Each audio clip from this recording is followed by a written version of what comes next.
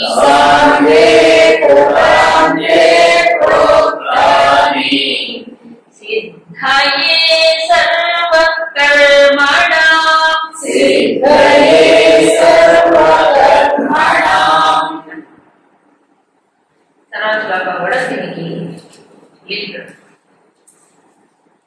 అధిష్ఠానం తథా కర్తా అధిష్ఠానం తథా కర్తా కరణం చ పృథక్ విధం కరణం చ పృథక్ విధం వివిధాశ్చ పృథక్ చేష్టాః వివిధాశ్చ పృథక్ చేష్టాః దైవం చైవాత్ర పంచమం దైవం చైవాత్ర పంచమం. మహాబాహో ఏతాని పంచ కారణాని మే నిబోధ. ఏమిటి? ఏతాని పంచ కారణం అంటే 5 కారణాలు. ఒక కర్మ జరగాలంటే 5 ఉంటాయి, అంగములు 5 ఉంటాయి అక్షరాలు. మే నిబోధ నాదే తెలుసుకో, నా ద్వారా ఎక్కడి నుంచి సిద్ధయ్యే సర్వకర్మణ. అది ఏ కర్మ అయినా సిద్ధించాలి, కర్మ జరగాలి అంటే 5 కారణాలు ఉంటేనే కర్మ జరుగుతుంది. ఈ 5లో ఏది లేకపోయినా కర్మ జరగదు. ఎనాలిసిస్ ఎక్కడ చెప్పారంటే ఇది సాంఖ్యేకృతాంతే బ్రహ్మ. ఎక్కడ చెప్పాడు? సాంఖ్యంలో చెప్పాడు. కృతాంతే, కృతాంత అంటే కర్మల యొక్క అంతం. దాని గురించిన సిద్ధాంతాన్ని సాంఖ్యంలో చెప్పాడు. సాంఖ్యం అంటే సాంఖ్య శాస్త్రం అంటే కాదు, సాంఖ్య శాస్త్రం కాదు, సమగ్రమైన జ్ఞానమును అందించే ఉపనిషత్తులు. ఇక్కడ చెప్పారు గురుదేవుడు చెప్పింది ఏంటి? సమగ్రమైన జ్ఞానమును మనకు అందించేటువంటి ఉపనిషత్తులే ప్రమాణం. అలాంటి వాటిలో ఇది చెప్పబడింది. సో ఏ కర్మ సిద్ధించాలన్నా 5 కావాలి. ఏమిటి 5 కారణాలు? చాలా వివరంగా.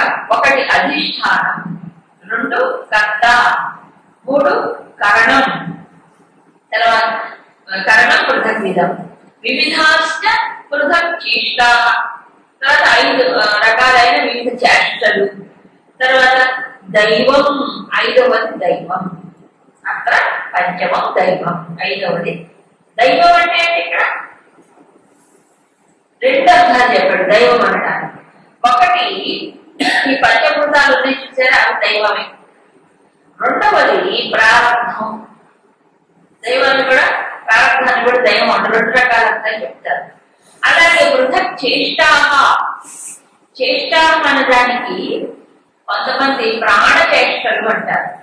ప్రాణపాన వ్యాన ఉదాన సమానం ఉంటాయి కదా, జరగాలి కదా, ఇవి అంటారు.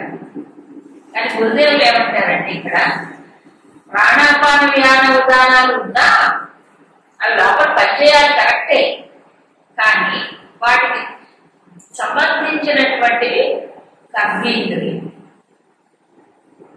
కర్మేంద్రియములకి ఈ ప్రాణములకి లింకు. అవునా కాదు? మనస్సుకి బుద్ధికి, తర్వాత ఈ బుద్ధింద్రియాలు అంటారు వీటికి, జ్ఞానేంద్రియములకు 2 కలిసి ఉంటాయి. ప్రాణములు కర్మేంద్రియములు కలిసి ఉంటాయి. అందుకని వివిధ చేష్టలు అన్నప్పుడు అక్కడ అర్థం ఏమిటి? కర్మేంద్రియములు అని అర్థం చేసుకోవాలి. అలాగే దైవం, దైవం దైవం రకరకాల అర్థాలు అండి. దైవం అంటే ప్రారంభాన్ని కొంతమంది అంటారు, దైవం అంటే భగవంతుడు కొంతమంది అంటారు. ఇక్కడ మన దైవం అంటే పంచభూతాలు కూడా దైవమేగా, అందుకని పంచభూతాలు అని చెప్తారు. ఒక్కొక్కటి మనం అర్థం చేసుకోవాలి. సో ఏ కర్మ జరగాలన్నా 5 ఉండాలి.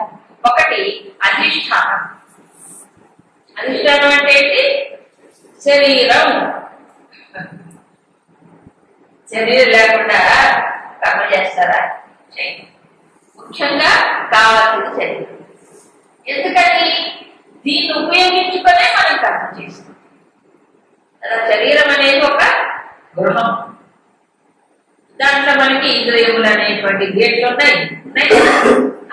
కాబట్టి జీవుడు ఏమవుతున్నాడు? జీవుడు ఏం చేస్తున్నాడు? లోపల కూర్చొని బయట విషయాలను స్వీకరిస్తున్నాడు, మరి లోపల తన యొక్క ప్రతిస్పందనని బయటికి పంపిస్తున్నాడు కదా. బయట శబ్ద స్పర్శ రూపరసగంధాల స్పందన తీసుకొని బయట ఇదే కదా ఏమంటారు? ఇంపోర్ట్ ఎక్స్పోర్ట్ ఇది నిత్య వ్యవహారం.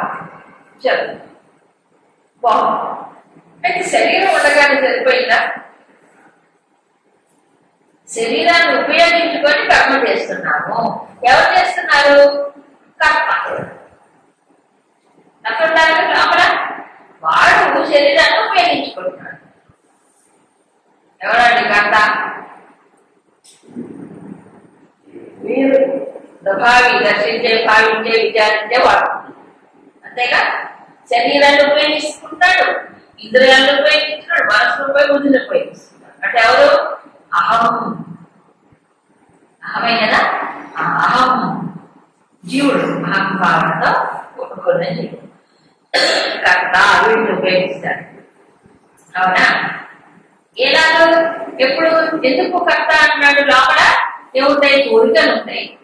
ఆ కోరికల యొక్క వీటితో ప్రేరణతో ఏం చేస్తున్నాడు? ఇంద్రియాల ద్వారా బయటికి వెళ్ళి ఆ కర్మలు చేసుకొని మళ్ళీ వస్తున్నాడు. సో ప్రతి దానికి వెనకే ఉండాలి ఏదో ఒక సంకల్పమో, ఏదో కోరికో, ఏదో అవసరం ఉండాలి. సో ఇదంతా ఎవరు తెలుసుకుంటున్నాడు? లోపల ఉండే జీవుడు అహం భావంతో కూడుకున్నవాడు. కాబట్టి కర్త లోపల ఉంటాయి. కర్త ఉన్నాడు, శరీరం ఉంది. కరడం అంటే ఇంద్రియాలు కావద్దు. ఇంద్రియాలు ఉపయోగించుకోకుండా కర్మ చేస్తారా? చూడటం, వినటం, ఇవన్నీ ఉన్నాయి కదా. సో ఇంద్రియాల ద్వారా కర్మ జరుగుతుంది. సో మూడోది ఉండాలి కదా కరణం. ఇక వివిధ చేష్టా. జ్ఞానేంద్రియాలు ఉన్నంత మాత్రం చేత కర్మ జరగదు. జ్ఞానేంద్రియాలు పని ఏమిటి? ఈ విషయాన్ని లోపల తీసుకురావడమే కదా. మరి కర్మ చేయాలంటే ఏం చేయాలి? ప్రాణములతో శక్తి పొందినటువంటి కర్మేంద్రియం. అఫ్కోర్స్ ప్రాణము మొత్తం శరీరానికి అన్నిటికీ కూడా శక్తిని ఇస్తుంది అనుకోండి. అయితే ఇక్కడ కేవలం కర్మేంద్రియాలని మనం అర్థం చేసుకోవాలి. సో జ్ఞానేంద్రియంలో అవసరమే, కర్మేంద్రియంలో అవసరమే. ఇంకేం కావాలి? ఇప్పుడు 4 అయ్యి. 5వది ఏంటి? దైవం. ఇక్కడ దైవం అంటే దాని గురుదేవులు ఏం చెప్పారంటే మన ఇంద్రియాలకి అధిదేవతలు ఉన్నారు. ఉన్నారుగా? అన్ని ఇంద్రియాలకి అధిదేవతలు ఉన్నారు. ఆ అధిదేవతలు దైవం ఉన్నారు. ఇంద్రియాలు సూక్ష్మమైన శక్తులు. ఆ శక్తులు ఈ పరికరాల్లో లేవు. పరికరాలు ఏం చేయో లోపల శక్తులు ఉన్నాయి మనకి. ఇప్పుడు ఇది ముక్కు, కానీ దీని లోపల పనిచేసేది ఘ్రాణ ఇంద్రియ శక్తి. ఇది చెవి, ఇది పైన ఒక ఎక్విప్మెంట్, దాని లోపల పనిచేసే ఘ్రాణ ఇంద్రియ శక్తి, శ్రవణేంద్రియ శక్తి. అవునా? ఇవన్నీ పైన అవయవాలు అంటారు. అవయవాలు కాదుగా, అవయవాలు శరీరంలో ఉన్నాయి. ఇంద్రియ శక్తులు ఎక్కడ ఉన్నాయి? సూక్ష్మ శరీరం. అవునా కాదా? ఆ సూక్ష్మ శరీరంలో శక్తి ఎక్కడి నుంచి వచ్చింది? అవన్నీ భూతములు, పంచభూతములోనే వస్తాయి. దైవం అన్నాడు కదా. ఎక్కడ చెప్పండి? శరీరం యదవాప్నోతి యజ్జామిత్రామతీశ్వర వైతాని సంజ్ఞాతి. ఎక్కడ నుంచి తెస్తారు? ప్రకృతిలో తెస్తున్నాడు. తీసుకొని పెట్టాడు ఆయన, మళ్ళీ తీసుకెళ్తాడు. అంత దైవం, దైవీ శక్తిలే. ఇప్పుడు మనసు కదేవత ఎవరు? ఇంద్రుడు అన్నాడు. ఇంద్రియాణం రాజాయంగా కంటికి ఒక్కొక్క ఇంద్రియానికి ఒక శక్తులు ఉన్నాయి కదా. ఆ శక్తులు దైవమే, దైవీ శక్తులే. వాక్కు, అగ్ని చెప్పాడు. ఇవన్నీ మన మనదా ఏవి కాదు. సో ఇప్పుడు ఏం కావాలి? ఏ కర్మ జరగాలన్నా శరీరం. 2 కర్త. 3 కరణం. ఏం కరణం? పంచ జ్ఞానేంద్రియములు. తర్వాత పంచ ప్రాణములు, దాంట్లో వ్యవహారం చేసే పంచ కర్మేంద్రియములు. తర్వాత దైవం, పంచభూతములు చెప్పుకోవచ్చు. ఇంకొక ప్రారంభం అని కూడా చెప్తారు. సో ఈ 5 లేకపోతే పని జరగదు కదా. అందుకని తర్వాత శ్లోకంలో ఈ విషయాన్ని ప్రస్తావన చేస్తున్నాడు. శరీరవాక్మనోభిర్యత్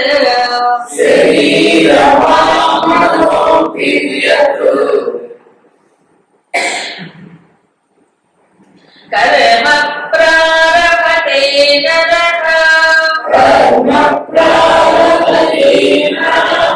న్యాయం వా విపరీతం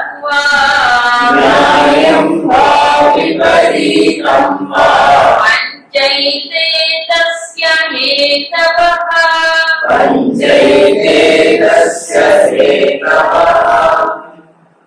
శరీర వాక్మనోభియత్ కర్మ నరక ప్రారంభతే.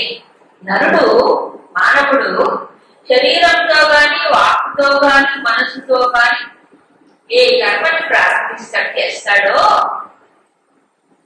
ఆ కర్మ న్యాయంగా విపరీతంగా, అది మంచిది కావచ్చు చెడ్డది కావచ్చు, న్యాయం కావచ్చు ధర్మం కావచ్చు అధర్మం కావచ్చు, ఏ కర్మ అయినా సరే తస్య హేతవః ఏదే పంచ, ఈ 5 అన్నిటికీ కారణం. ఆ ధర్మమైనా అధర్మమైనా, ధర్మానికి సంబంధం లేదు, ఈ 5 ఉండాలి. అవునా? ధర్మ కార్యం చేయాలో 5 కావాలి, అధర్మం చేయాలని 5 కావాలి. ఈ 5 శరీరము, కర్త, ఇంద్రియములు, జ్ఞానేంద్రియములు, కర్మేంద్రియములు, దైవం. ఇంకో మాట ఇక్కడ ఏమన్నారంటే శరీర వాక్మనోభియత్ కర్మ. సరే అంటే ఏమిటి? శరీరంతో చేసే పని కానీ వాక్కును ఉపయోగించుకొని చేసే పని కానీ మనసును ఉపయోగించుకుంటే చేసే పని కానీ, అంటే మనోవాక్కాయములు త్రికరణములు అన్నాక. సో త్రికరణములతో చేసే ఏ పని అయినా సరే ఏముండాలి? 5. మనస్సు చేసేది, మనస్సు చేస్తుంటే శరీరం చేయకపోతే శరీరం లేకుండా మనసు ఎక్కడ వెళ్ళాలి? ఒకవేళ స్థూల శరీరం లేకుండా మనసు ఉంటే ఏమంటారు? దాన్ని దెయ్యం అంటారు. అవునా? దెయ్యం. కాబట్టి మనస్సుతో చేసిన ఏముండాలి? దానికి మనస్సు ఆలోచించాలన్నా దానికి మేత ఎక్కడ దొరుకుతుంది? విషయాల నుంచే. అంటే ఇంద్రియాలు పోవాలి, విషయాలు తీసుకురావాలి, మరి రెస్పాండ్ అవ్వాలి. మనస్సే కదా రెస్పాండ్ అయ్యేది, అంటే దాన్ని ప్రతిచర్య చేస్తే మనస్సే కదా. అప్పుడు దానికి ఏం కావాలి? కర్మేంద్రియాలు కావాలి. అవునా? ఇదంతా ఉన్న అహం అనేవాడు ఒకడు ఉండాలి, ఆ శరీరాల్లో పనిచేయాలి. చూసారా? కేవలం మనసులో అనుకుంటే ఏమి జరగ, మనసులో అనుకుంటే అక్కడికక్కడ చేసిపోతుంది ఆ సంఘం. అవునా కదా? సో మానసికంగా ఆలోచించాలి, డబ్బులు జరగాలంటే 5 ఉండాలి కదా. అదే వాక్కు ఫర్ ఎగ్జాంపుల్ మాట్లాడడానికి ఇవన్నీ ఎందుకు? మాట్లాడండి, శరీరం లేకుండా మాట్లాడండి, మనసు లేకుండా మాట్లాడండి. మనసు లేకుండా, శరీరం లేకుండా, జీవుడు లేకుండా ఏం చేస్తారు? సో మెయిన్ ఉపయోగించుకునేది వాక్కునైనా ఇవన్నీ అవసరమే కదా. ఇలా శారీరకమైన కర్మ, శరీరం తగ్గించడానికి మనసు ఎందుకంటే అంటారు. మనసు ఉందా? శరీరంతో పనిచేసేటప్పుడు ఉండాలి. అది కూడా, అది లేకపోతే అన్ని చాలా గోల్మాల్ అయిపోతుంది. అవునా? మనసు ఉండాలి. మనసు లేకుండా శరీరం ఏం చేయగలదు? చేయించాడు. మనసు అక్కడ పెట్టకుండా శరీరం ఏం చేస్తుంది చూడండి. కాబట్టి శరీరము గాని మనస్సుతో గాని వాక్కుతో గాని ఏ కర్మ చేస్తాడో ఏ కర్మ అది కూడా అది న్యాయం విపరీతమ్మ. అది ధర్మం కావచ్చు, అధర్మం కావచ్చు. అంటే సరి అయిన కర్మ కావచ్చు, సరి అయిన కర్మ కాకపోవచ్చు. 5 కావాల్సిందే. అవునా? కూర్చోాలన్నా 5 కావాలి, కట్టాలన్నా 5 కావాలి. అవునా? దానం చేయాలన్నా 5 కావాలి, దోచుకోవాలన్నా 5 కావాలి. అన్నిటికీ ఐదు కావాల్సిందే. కాబట్టి ఏ కర్మైనా సేవించాలన్నా కావాలి, తర్వాత ఇతరులను బాధించాలన్నా ఐదు కావాల్సిందే. కాబట్టి ఇదే అయితే ఈ ప్రకారంగా కర్మ యావత్తు కూడా ఐదింటి వల్ల జరుగుతున్నాయి. శరీరం, కర్త, జ్ఞానేంద్రియములు, కర్మేంద్రియములు, తర్వాత దైవం. ఇది విధంగా ఉంటే మానవుడు ఏమని భ్రమిస్తున్నాడు చెప్తాను. తత్రైవం సతి కర్తారం ఆత్మానం కేవలం తుయః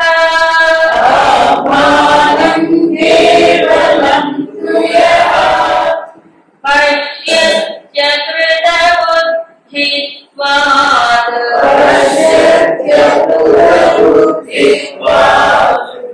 న స పశ్యతి దుర్మతిః.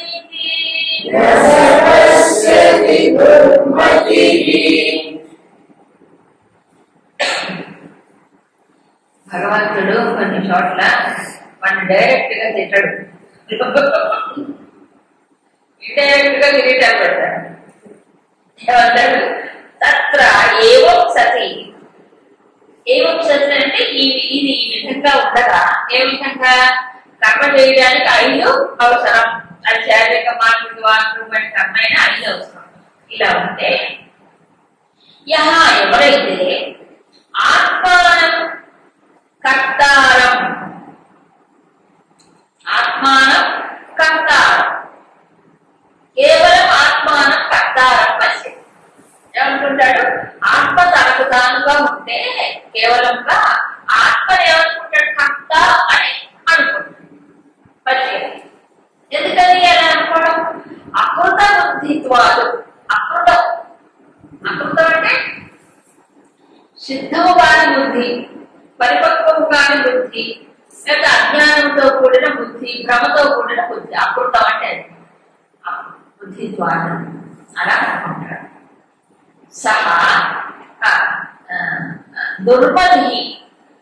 ఆ దుర్మతి అయినటువంటి వాడు న పశ్యతి అంటే సరి అయిన దృష్టితో చూడట్లేదు. ఆత్మని కర్తగా భావిస్తాడు. అంటే చూపు సరి అయిన చూపు, దృష్టి సరిగ్గా లేదు అని అర్థం. సరి అయిన దృష్టితో చూడడం అంటే ఏంటి? ఇవి ఐదు చేస్తున్నాయి పని. ఆత్మ వీటికి అతీతంగా. సో ఆత్మకి కర్మ లేదు. ఆత్మకి ఏమిటన్నారు? బుద్ధే బోధోన జాతి. ఆత్మలో విక్రియ నాస్తి. ఆత్మబోధలు శంకరు చెప్తారు. ఆత్మకి కర్మ లేదు, బుద్ధికి బోధ లేదు. సో కర్మ చేసేవి ఏమిటి అంటే ఈ ఐదు. అందులో కర్త ముఖ్యం కదా. సో కర్త ఉండాలి. శరీరాన్ని, ఇంద్రియాలను ఉపయోగించుకొని చేస్తున్నాడు. మరి చేసేది ఎవరు ఇక్కడ? ఆత్మన.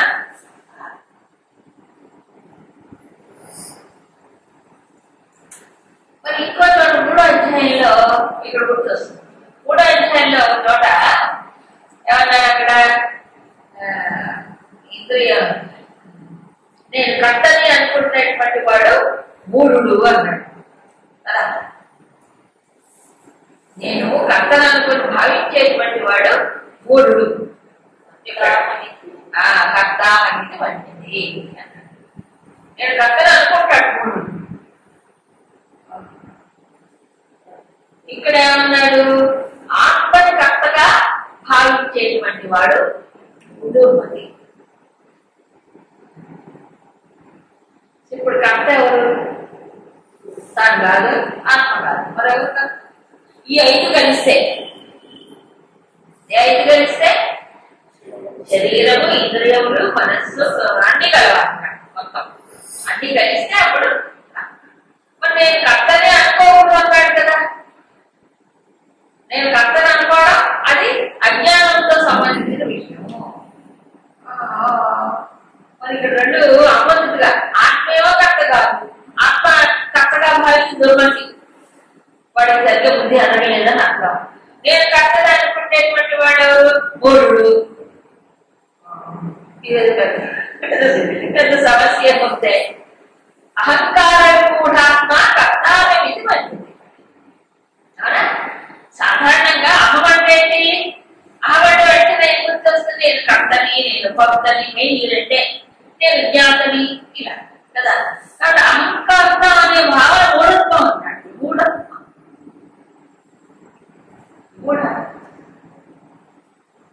కరెక్టే, అది కరెక్టే, ఇది కరెక్టే.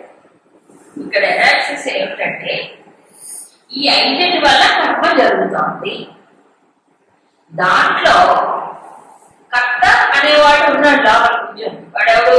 జీవుడు. అయితే నేనే కర్తని అనేటువంటి విమూఢ భావంతో ఉన్నప్పుడు ఏమవుతుంది? కర్మఫలం వచ్చి చెట్టుకుంటుంది. అవునా కదా? కర్మఫలం వచ్చి చెట్టుకుంటుంది. అందుకే 3, 4, 5 అధ్యాయంలో మనం గమనిస్తే కర్మ జరుగుతోంది. కర్మఫలంతో సంఘం పెట్టుకున్న వాడికి వాటిని అనుభవించారు తర్వాత జన్మలో కూడా. అందుకే కర్మఫల సంభవం. 5వ అధ్యాయం దగ్గరకు వచ్చేటప్పటికి ఏమన్నాడు? కర్తృత్వ త్యాగం కూడా చేయమని చెప్పలే. కర్తృత్వ త్యాగం అంటే నేను కర్తను కాదు, ఇంద్రియాలు ఇంద్రియ విషయాల్లో పెడుతుంది, దానికి డిటాచ్డ్ గా ఉంటాడు. సో కర్తృత్వ త్యాగం వల్ల ఏమవుతుంది చెప్పండి? కర్మలు జరిగిపోతాయనే వాడికి ఏమంటారు? వాసనలు అనేటువంటివి ఏమి అక్కడ నిక్షిప్తం కావు, వాసనలు పూర్తిగా క్షయం అవుతాయి అలాంటి వాడికి. అందుకు అతను సాధన కింద చెప్పాడు. అతను సాధన కింద చెప్పాడు కానీ ఈ 5 లేకపోతే కర్మ జరగదు. ఎవరు ఉండాలి? జీవుడు ఉంటాడు అక్కడ, కానీ ఎవరు దానికి వేరుగా ఉంటాడు, సాక్షిగా ఉండి చూడమంటాడు. కర్త ఉంటాడు కానీ వేరుగా ఉంటాడు. అప్పుడు నేను కర్తనని తాదాత్మ్యం, ఆ తాదాత్మ్య దోషం లేకుండా సాక్షిగా ఉండమంటాడు, వేరే చూడమంటాడు. అక్కడ అది సాధన కింద చెప్పాడు. ఇది జనరల్ ఎనాలిసిస్. జనరల్ గా కర్మ జరగాలంటే 5 ఉండాలి చెప్పాడు. మరి ఆత్మ ఎవరు? అకృతం అంటే ఆత్మ ఏ కర్మ చేయదు. ఆ కర్మ వాళ్ళైతే ఆత్మకి అంటుకోయింది. కర్మకు ఆత్మ చైతన్య రూపమై ప్రకాశ రూపమై ఉంటుంది. ప్రకాశానికి ఏమంటుంది? ఇప్పుడు మనం ఇవన్నీ లైట్ పెట్టుకుంటున్నాం, చక్కగా చదువుకుంటున్నాం భగవద్గీత.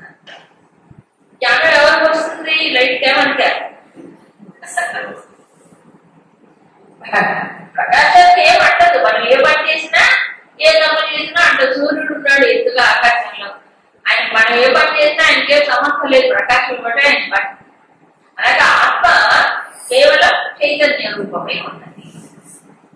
ఈ కర్మ సంఘములన్నీ మనిషికి ఉంటాయి కదా, ఆత్మకేం లేదు కదా. అందుకని చెప్పాడు. అంటే అకృత బుద్ధి అంటే సరైన హేతు బుద్ధి లేనప్పుడు, హేతు అనేటువంటిది తెలియనప్పుడు ఆత్మని కర్తగా భావిస్తాడు అని చెప్పి, అందుకే తర్వాత శ్లోకాలు వెంటనే దీనికి సంబంధించిన విషయం.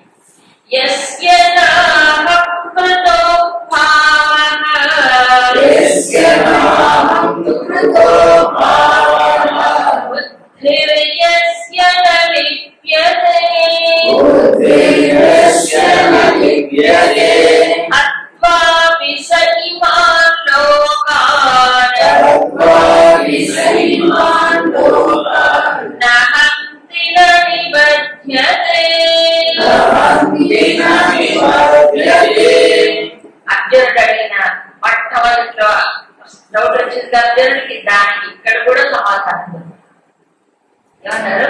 యస్య అహంకృతో భావ నా, ఎవరిలో అహంకృత అంటే నేను కర్తని అనే భావన లేకుండా ఉంటుందో, యస్య బుద్ధి నలిప్యతే, ఈ కర్తృత్వ భావన ఎవరి బుద్ధిని అంటుకోదో అంటే మాలిన్యం అనేది అంటదో, అలాంటి వాడు సహా ఇమాన్ లోకాన్ హత్వాపి, ఈ లోకంలో అతను ఏదైనా చంపినా ఏమవుతుంది? నహంతి నిబద్ధది, అతను చంపిన వాడు కాడు, అతనికి బంధం ఏమీ లేదు, ఫలితమేమి అంటారు. ఎప్పుడు కర్తృత్వ బుద్ధి లేకుండా చేసిన వాడు. యస్య అహంకృతో భావ అంటే ఎవరి బుద్ధికి అయితే అహంకార భావన అనేది అంటదో అప్పుడు కర్మ కూడా అంటాం. మరి ఇందాక ఏమన్నాడు? ఆత్మ కర్త కాదు చెప్పలే, ఆత్మ కర్త కాదు. మూఢుడైనటువంటి వాడు ఆత్మని కర్తగా భావిస్తాడు. ఇక్కడ ఏమంటున్నాడు? ఎవరి బుద్ధిలో అయితే కర్తృత్వ భావన లేదు వాడి కర్మ ఏమి అంటారు. సో దీన్ని బట్టి ఏమర్థం చేసుకోవాలి? ఆత్మ కర్త కాదు. ఇప్పుడు కర్తృత్వ బుద్ధి ఎవరికి అంటదు అంటే ఏ స్థితిలో ఉంటాడు వాడు? ఆత్మానుసంధానం చేస్తూ ఉన్నప్పుడు ఈ కర్తృత్వ బుద్ధి రాదు. లేదా కర్తనే కర్తనే కర్తనే కర్తనే అనుకున్నంతసేపు ఏమవుతుంది? తమ బంధం అంటుకుంటుంది, చుట్టుకుంటుంది, వచ్చి ఫలితం అనుభవించాలి. అందుకే యస్య బుద్ధి కర్తృత్వ అహంకృతో భావన లిప్యతే. కాబట్టి అహంకార భావన లేకుండా కర్తృత్వ భావన లేకుండా చేస్తేనే అప్పుడు దాని నుంచి బయటపడతారు. ఏ కర్మైనా ఏమన్నా చంపినా కూడా అంటే పాపం రాదని చెప్పాలి. అందుకే అన్నాడు కృష్ణుడు, నీకేమిటయ్యా నాయన నిమిత్త మాత్రం భవ, నువ్వు బాణం వెయ్యి వాడు చచ్చిపోతాడు, నీకేమంటారు? నన్ను కలుసుకొని చేయలే, నన్ను కలుసుకొని చేయమన్నాడు. మా మనస్వర యుద్ధ నీకు పాపం ఎందుకు వస్తుంది? నన్ను కలుసుకుంటూ చెయ్యి. నువ్వు కక్కలు అనుకుంటే నీకు పాపం, నువ్వు కక్కలు అనుకో. సో ఆ దుష్కర్మం కూడా ఏం చెయ్యి. చంపడం కంటే ఘోరమైన పాపం ఏముండదు పెద్ద మనిషికి. యుద్ధం కాబట్టి నీ కర్తృత్వ బుద్ధి వదిలే, కర్తృత్వ బుద్ధి వదిలేసి నువ్వు చెయ్యి. ఎందుకంటే నియత కర్మ, క్షత్రియుడికి నియత కర్మ. అక్కడ ధర్మం యుద్ధం కదా, కాబట్టి నీకు చేయవలసిన అవసరం ఉంది. కాబట్టి నీకేమంటదే. సో ఇప్పుడు ఫైనల్ ఏం చెప్పాడు మళ్ళీ? కర్మ సన్యాసం. కర్తృత్వ బుద్ధి లేకుండా చేయడమే చెప్పాడు. ఇందాక కర్మఫల త్యాగం చెప్పాడు. త్యాగం దగ్గర ఏం చెప్పాడు? ఎస్తు కర్మఫల త్యాగి, కర్మఫలాన్ని త్యజించిన వాడు త్యాగి. ఇక్కడ ఏం చెప్తున్నాడు? కర్తృత్వ బుద్ధి లేనప్పుడు ఏమి అంత నిబద్ధతే ఉన్నది, అదే బంధంగా పరిణమించదు. మళ్ళీ రిపీట్ చేశాడు అదే భావాన్ని. 3, 4, 5 అధ్యాయంలో ఉన్నది. ఇప్పుడు మనకి ఇందాక కర్మ జరగడానికి 5 ఉండాలని చెప్పాడు. ఏమంటే శరీరం, జ్ఞానేంద్రియములు, కర్మ, కర్మేంద్రియములు, దైవం 5 ఉండాలి. ఇప్పుడు ఈ మొత్తాన్ని కలిపి మళ్ళీ భగవంతుడు మూడింటిగా అంటే సాత్విక, రాజసిక, తామసికం అని చెప్పాడు కదా, ఆ విశ్లేషణ చేస్తూ ఉంటాడు. జ్ఞానం జ్ఞేయం పరిజ్ఞాత,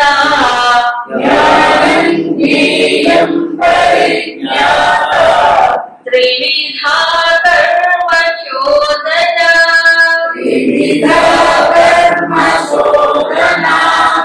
కరణం కర్మ కర్తేతి,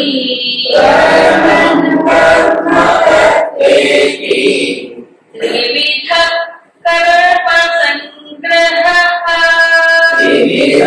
కర్మ సంగ్రహ. సో ఇందాక 5 చెప్పి కర్మ జరగడానికి 5 కావాలి. ఇప్పుడు మరికొన్ని 2 విషయాలు చెప్తారు. స్లైడ్ ఉంటుంది. 2 ముఖ్యమైనటువంటి విషయాలు. ఇది ఎక్కడ లేదు, ఇది ఎక్కడ ఇంతకు ముందు చాప్టర్స్ ఎక్కడ చెప్పలేదు. అందుకే 18వ అధ్యాయంలో ఇంకా డీపర్ అనాలిసిస్ మనకు కనిపిస్తుంది. కర్మని బాగా అంటారు డిసైడ్ చేసి చెప్తున్నాడు. సో కర్మ జరగడానికి 5 కావాలి. ఈ 5లో 2 ఉన్నాయి. ఇంకా 2 విషయాలు ఏమిటి? కర్మ చోదనం, కర్మ సంగ్రహం అంటాడు. కర్మ చోదనం, చోదనం అంటే ఏంటి? యోయోన ప్రచోదయాదు, ప్రచోదయాదు చోదనం. రథ చోదనం అంటే రథాన్ని నడిపించే ప్రేరకం, ప్రేరకం ఏమిటంటే జ్ఞానం జ్ఞేయం పరిజ్ఞాత. ఏముండాలి కర్మ జరగాలి అంటే? జ్ఞానం, జ్ఞేయం తెలుసుకోబడేటువంటిది, పరిజ్ఞాత తెలుసుకునేవాడు. ఈ ఈ మూడు ఉంటే అప్పుడేమవుతుంది, కర్మ చేయడానికి ప్రేరణ వస్తుంది. ప్రేరణ, కర్మ ప్రేరణ ఏంటి? జ్ఞానం, ఏదో ఒక విషయానికి సంబంధించిన జ్ఞానం. తర్వాత జ్ఞేయం అంటే తెలుసుకోబడే విషయం ఏదైతే ఉందో అది, దానికి సంబంధించిన జ్ఞానం. జ్ఞాత తెలుసుకునేవాడు, రిపీటింగ్ ఉండాలి కదా. ఈ మూడు లేకపోతే కర్మ ప్రేరణ వస్తుంది. జ్ఞాత ఉండాలి, తెలుసుకునేవాడు, తెలియబడే విషయం ఉండాలి, దాని గురించి తెలుసుకోవాలి జ్ఞానం. అప్పుడు కర్మ గురించి చోదరం అంటే ప్రేరణ వస్తుంది, లేకపోతే రాదు. ఇప్పుడు నాకు ఫలానా ఒక విషయం ఉంది, అక్కడ వెళ్తుంది, నాకేం తెలియదు, నాకు దాని గురించి జ్ఞానం లేకపోతే కర్మ చెయ్యాలని ప్రేరణ వస్తుంది చెప్పండి, రాదు కదా. అందుకని కర్మ చోదనానికి మూడు ఉంటాయి. కర్మ సంగ్రహం, కర్మకు ఆధారం ఏమిటంటే కరణం, కర్మ, కర్త. ఇందాక చెప్పాడు, కరణం గురించి చెప్పాడు. తర్వాత కర్త, చేసేవాడు ఉండాలి కర్త. తర్వాత ఇంద్రియాలు ఉండాలి, ఇంకేముండాలి? కర్మ చెయ్యాలి. కర్మ చెయ్యడం అనేది ఉండాలి కదా. ఇంద్రియాలు ఉన్నాయి, కర్త ఉన్నాడు, కర్మ జరగ. అప్పుడు ఏమవుతుంది? కర్మ సంగ్రహం. కర్మ సంగ్రహం మూడు, తర్వాత కర్మ చోదనం మూడు. ఎందుకంటే మళ్ళీ ఆరేమిటో చెప్పాడు ఇక్కడ. ఎందుకంటే విశ్లేషణ కోసం చెప్పాడు. పూర్తిగా హ్యూమన్ పర్సనాలిటీని కంప్లీట్ గా ఇక్కడ రిసెప్ట్ చేసి చూపిస్తాడు. మొత్తం రిసెప్షన్ అంటే తెలుసు కదా, పోస్ట్ చూపిస్తాడు. నిజానికి ఆలోచిస్తే దాన్ని చెప్పాను, ఏ మానవుడైనా కర్మ చెయ్యకుండా ఈ ప్రపంచంలో జీవించదు చెప్పాడుగా. సో అందరూ కర్మ చేయాల్సిందే, ఏదో ఒక కర్మ చేయాలి. అయితే ముఖ్యంగా బేసిక్స్ చెప్పాడు, అంటే పంచ ఏదా అని కారణాన్ని చెప్పాడు. దీన్ని ఇంకో డైరెక్షన్ లో విశ్లేషణ చేసి ఒకటి కర్మ చోదనం అని, ఒకటి కర్మ సంగ్రహం అని. జ్ఞానం లేకపోతే, విషయ జ్ఞానం లేకపోతే, ఏ విషయమైనా తెలుసుకునేవాడు లేకపోతే అసలు కర్మకు ప్రేరణే రాదు. ప్రేరణ వచ్చిందండి అనుకోండి, మైండ్ లో ప్రేరణ వచ్చింది. ఆ ప్రేరణకి ఇంప్లిమెంటేషన్, ప్రేరణకు అనుకూలంగా మనం ఏదో సాధించాలి కదా. ఆ సాధించడానికి ఏం కావాలి? కర్త ఉండాలి, కరణం, ఇంద్రియాలు ఉండాలి, కర్మ చెయ్యాలి. చేస్తేనే అప్పుడు అది జరుగుతుంది. సో కర్మ సంగ్రహానికి మూడు, కర్మ చోదనానికి మూడు ఉన్నాయి.